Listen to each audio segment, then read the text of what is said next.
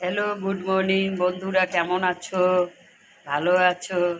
ভালো থাকো, সুস্থ থাকো। যে গরম দিয়েছে, এই যে আমি রান্না করছি, দেখো, ট্যাংরা মাছ। ট্যাংরা মাছ রান্না করছি, ট্যাংরা মাছ পটল দিয়ে। আর একটা শাক হয়েছে পোস্ত দিয়ে।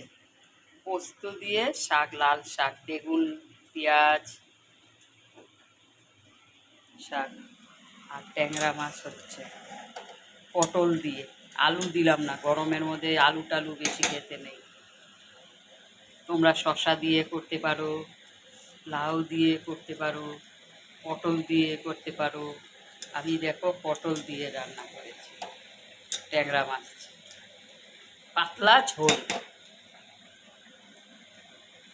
Like comment share, like comment share.